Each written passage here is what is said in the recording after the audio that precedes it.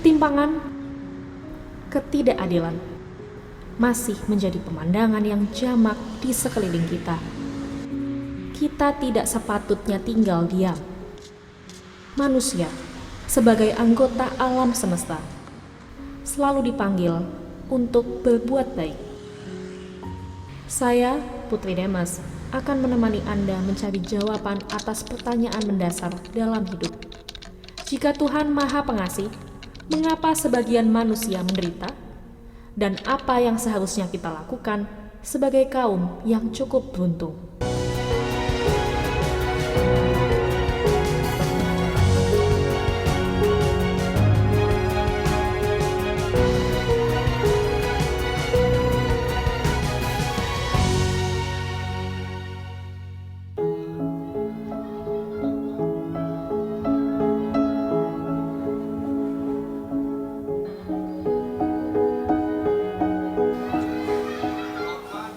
Kehilangan menjadi suatu peristiwa yang tentu sangat menyakitkan bagi hati manusia.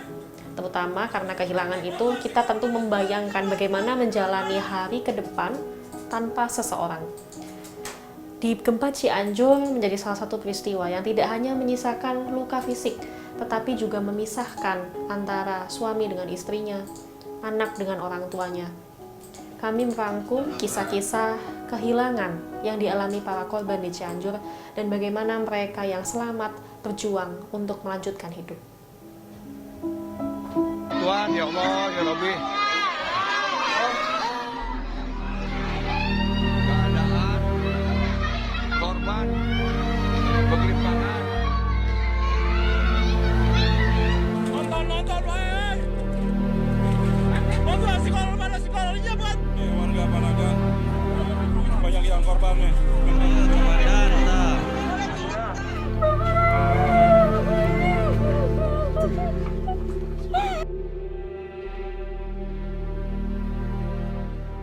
Astagfirullah. Keluar.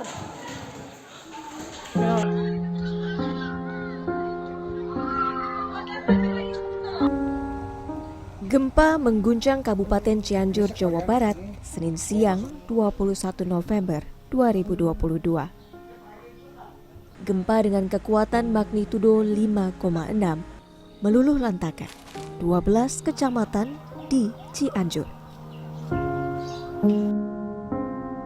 Dalam 3 hari, sudah 271 nyawa melayang, 2.000 orang luka-luka, dan 61.000 orang mengungsi. Yang lebih mencekam bagi para korban adalah karena dalam kurun waktu yang sama ada 171 gempa susulan yang masih terus terjadi.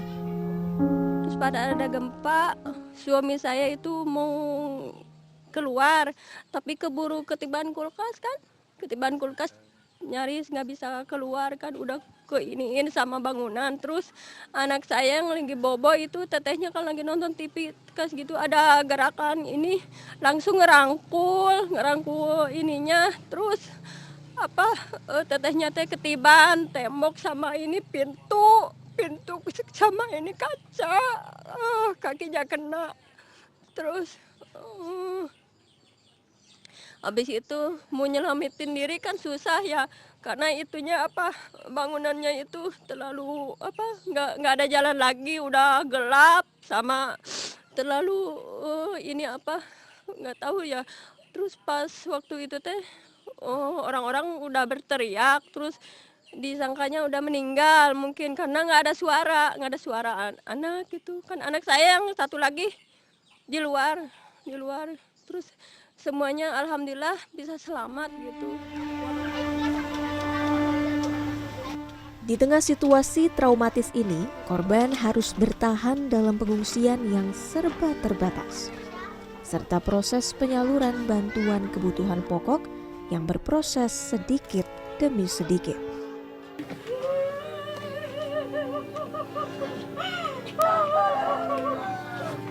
Para korban yang berduka juga harus tabah menelan pil pahit kenyataan bahwa mereka berpisah dengan orang-orang tersayang.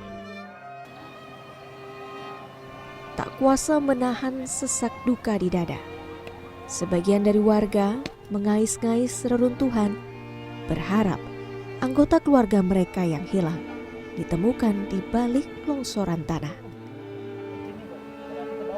Agus Supardi salah satunya.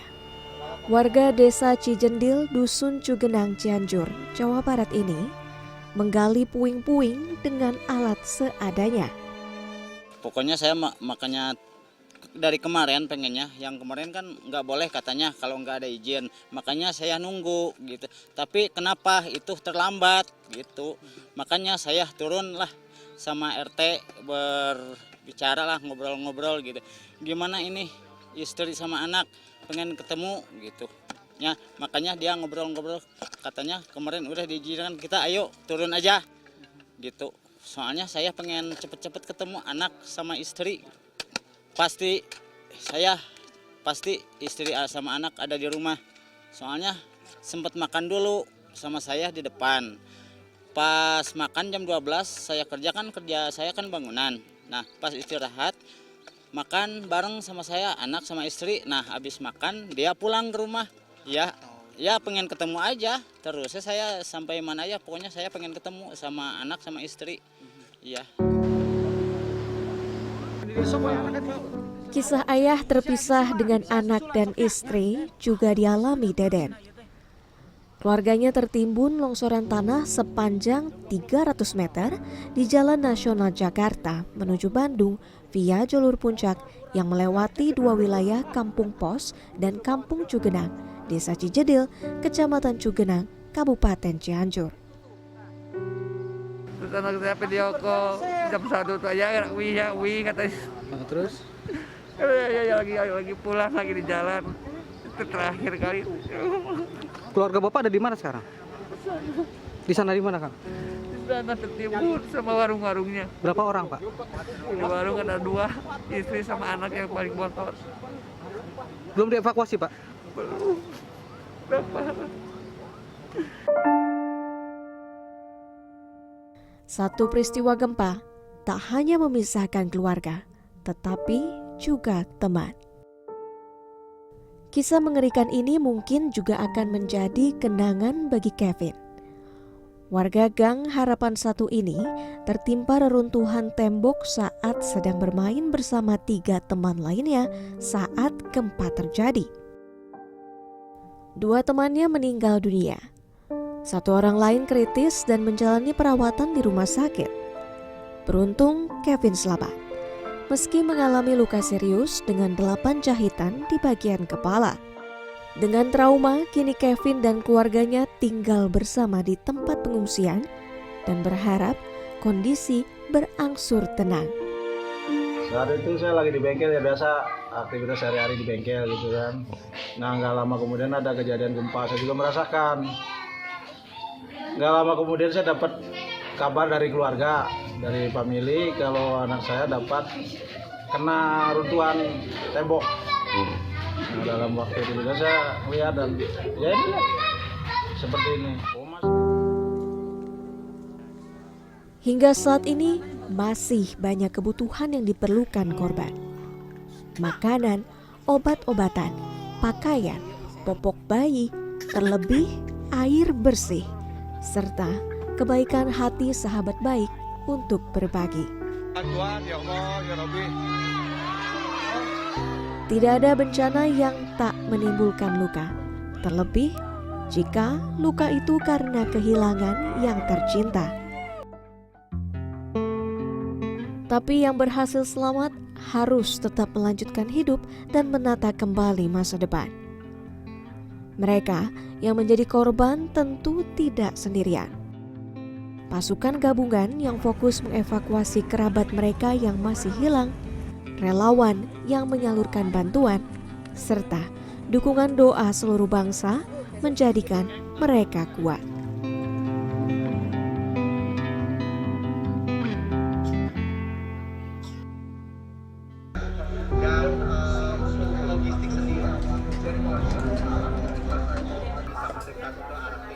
Kehilangan akibat gempa di Cianjur sebenarnya mengajarkan kepada kita tentang ketabahan dan perjuangan untuk tetap melanjutkan hidup.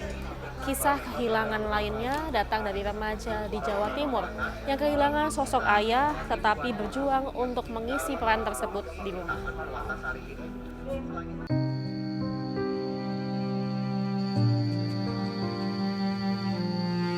Saya harus tetap kuat gitu biar bisa ngurus ibu juga gitu. Karena sekarang yang selalu ada gitu cuma ibu gitu. Arek lanang ngomongnya mengandung di lah.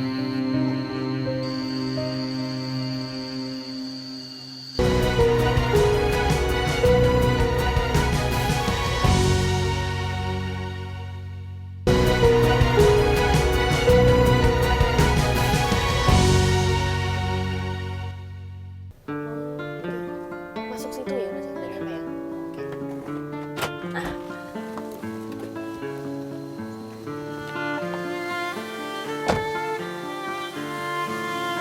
Jika orang tua dalam kondisi yang sehat, berkecukupan, atau bahkan berkedudukan, mungkin mudah bagi kita untuk menghormati orang tua.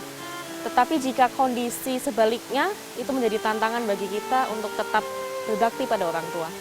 Kami menemui Diva, remaja 17 tahun yang tinggal di Kabupaten Malang. Ia setia merawat ibunya meski dalam kondisi yang tidak berdaya.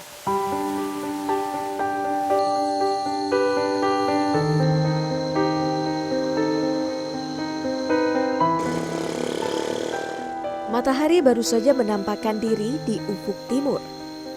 Namun Diva Agam Andrea sudah terjaga. Remaja 17 tahun itu sudah terbiasa bangun sangat pagi untuk menanak nasi. Tak lupa, ia juga memasak lauk sederhana yang mampu dibeli, tempe goreng, dan rempah-rempah sebagai bumbu.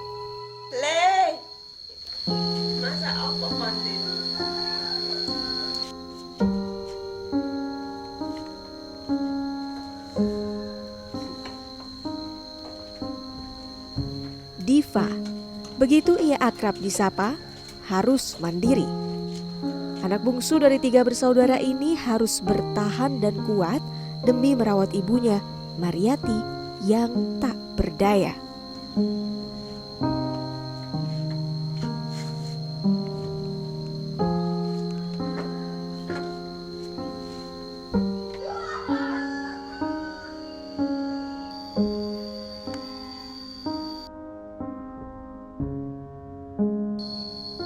Mariati hanya bisa terduduk di kursi roda. Kedua kakinya lumpuh total.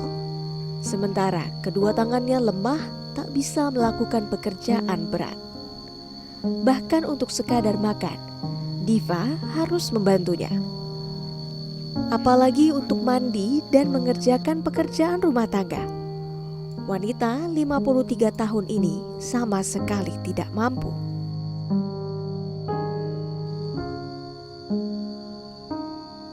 Sudah 4 tahun Mariati sakit. Sempat beberapa kali dibawa berobat, dokter mengatakan Mariati terserang stroke dan seharusnya mendapat perawatan rutin. Namun keterbatasan biaya menjadi alasan Mariati dan Diva pasrah tak melanjutkan pengobatan. Pertama jadi itu gak ada tanda-tandanya. Terus kok lama-lama ibu saya itu pertama pakai tongkat gitu, terusan habis saya pakai tongkat itu udah kayak lihat gitu, kayak udah jalannya udah nggak bisa diangkat kakinya, jadi kayak nyeret gitu kakinya. Terusan lama-lama udah nggak bisa jalan gitu. Dulu pernah dibawa berobat, terusan malah parah, orangnya jadi sakit demam gitu. Kan saya juga repot, waktu itu juga pernah sakit juga, jadi ibu saya sakit, tapi saya juga harus ngurusin ibu.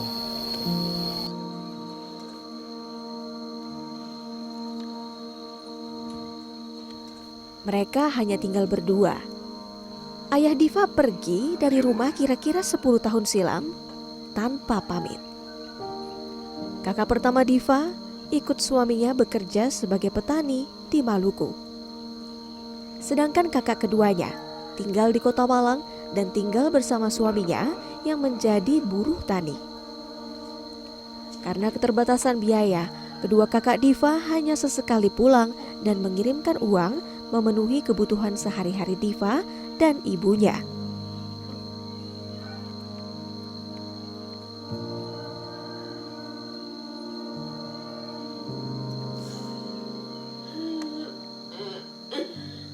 Kepingin iso mlaku-mlaku ngono iku jariku. Tapi lha wong gak iso mlaku ya apa?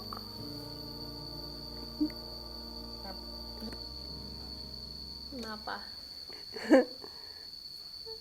Seakan me anak leng wasi wala apa-apa.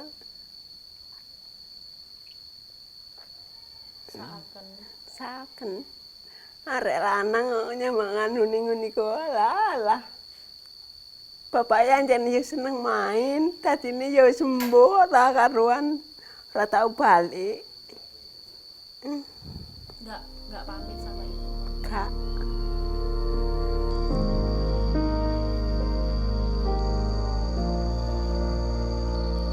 Diva saat ini duduk di kelas 2 sekolah menengah kejuruan. Ini adalah minggu keduanya menjalani praktik kerja lapangan di kantor desa. Karena praktik itu, artinya Diva dengan berat hati meninggalkan ibunya sendirian di rumah selama kurang lebih 5-6 jam.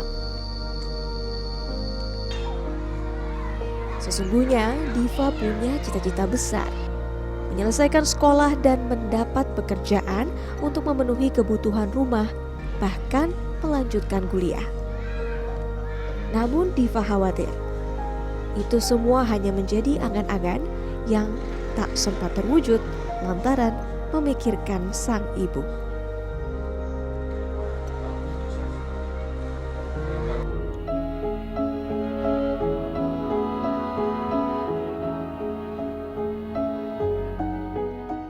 Mungkin karena hanya ibu yang support saya, kayak kamu pasti bisa kayak gini gitu. Jadi saya harus tetap kuat.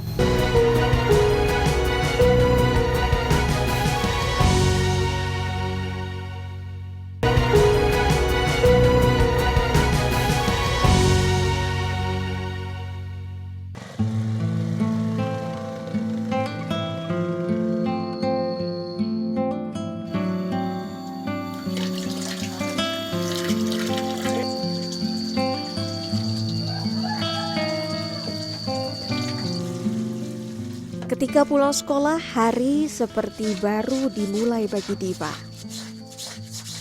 Jika anak seusianya bisa bersantai dan bermain di sore hari, Diva harus sibuk mengurus keperluan rumah tangga. Memang, beberapa anggota keluarga dan tetangga banyak yang berbaik hati dan membantu Diva untuk menjaga ibu di rumah selama Diva sekolah. Tetapi, tanggung jawab utama tetap di pundak Diva menggantikan peran ibu di rumah. Bahkan peran pencari nafkah dalam keluarga juga harus ditanggung Diva di usianya yang sangat muda. Terkadang Diva pergi ke kebun memanen pisang atau singkong untuk dijual. Paling tidak dalam 1 bulan, Diva bisa memperoleh 20 hingga 30 ribu rupiah. Tetapi jika sedang tidak ada panen, Diva membantu mengurus kambing dan domba milik tetangga. Untuk pekerjaan itu, bisa dikatakan Diva tak mendapat penghasilan pasti. Pemilik kambing akan membayar sesuai keperluan Diva yang dibutuhkan di rumah. Atas jasa memberi makan kambing dan membersihkan kandang, Diva terkadang mendapat upah berupa beras, bukan uang tunai. Beberapa bulan sekali, kakak Diva mengirimkan uang untuk biaya sekolah dan kebutuhan rumah. Tetapi Diva juga tak mau banyak merepotkan kakaknya yang sudah berkeluarga. Ia berjuang mencari penghasilan tambahan agar paling tidak bisa memasak dan membelikan keperluan ibunya.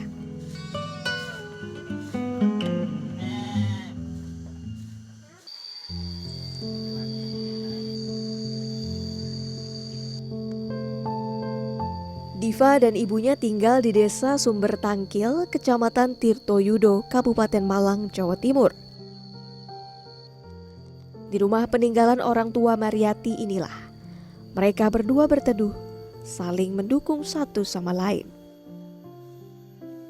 Rumah inilah yang menjadi saksi bisu perjalanan Diva kecil yang setia merawat ibu. Kalau untuk di rumah ya saya harus kuat gitu buat ngibur ibu juga biar nggak banyak pikiran. Nanti takutnya ibu juga banyak pikiran kayak ini anak saya gimana sekolahnya, biayanya gimana gitu. Terusan apalagi kan ibu saya sendiri, terusan nggak punya ayah gitu, sering kepikiran gitu.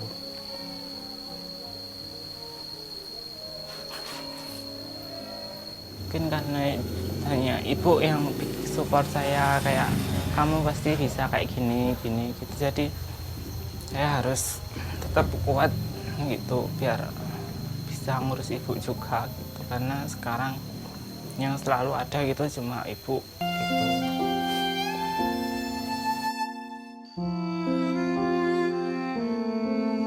Setiap helai rambut Mariyati yang mulai memutih justru menjadi pemantik semangat bagi Diva.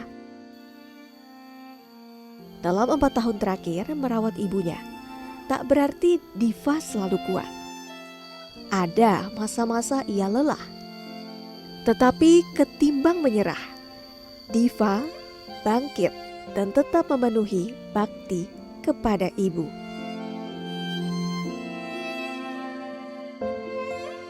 Semoga ibu cepat sembuh, sehat-sehat. Soalnya Diva juga ada di sini buat ibu. Udah nggak perlu banyak pikiran gitu aja, biar nggak sakit-sakitan juga.